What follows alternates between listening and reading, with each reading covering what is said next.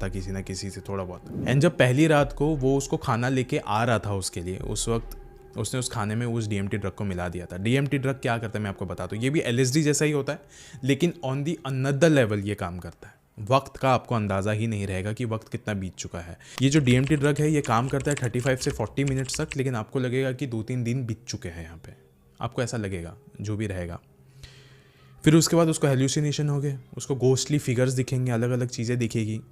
उसको जो पास्ट में उसको बातें पता चली है, PTSD यहाँ पे ट्रिगर कर सकता है, बहुत सारी चीज़ें यहाँ पे ट्रिगर करता है। ऐसा ये ड्रग काम करेगा, आपके ब्रेन को ट्विस्ट एंड टर्न करेगा और at the end of the day आप पागल हो जाओगे। गाइस, इसका अनदर एक्सप्लेनेशन ऐसा है कि सबसे पहले वहाँ की जो भूतिया कहानी थी वो तो ऑलरेडी बहुत ज़्यादा फेमस है। भूतों का कोई ऐसा भरोसा नहीं होता है कि वो है या नहीं है, इट्स अ डिबेटेबल टॉपिक ऐसा देखा जाए तो। बाहर केतन ने सबसे पहले भूतों की कहानियाँ सुनी, वो डर गया, अंदर आया। जब उसने जुनैद को बताया कि ये सारी बातें बाहर उसको पता चली है, तो फिर जुनैद को भी हिम्मत मिल गई कि वो इसी कहानी का फ़ायदा उठाए और इसको अपने भरोसे में ले ले कि मैं जो बोल रहा हूँ उस पर भरोसा करेगा, रात भर ये अपनी आंखें नहीं खोलेगा, डरता रहेगा मुझसे।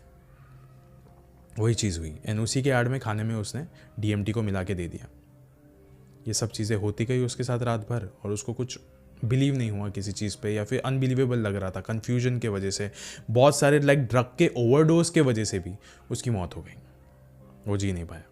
गाइस, अंत में ना मैं आपसे बस इतना कहना चाहता हूँ कि इंसानों से बड़ा डर कोई भी नहीं होता।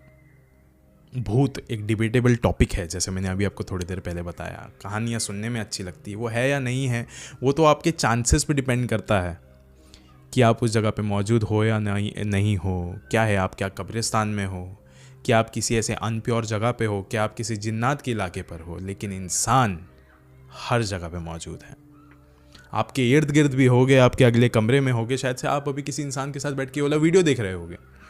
इंसान हर जगह पे है, याद रखिए।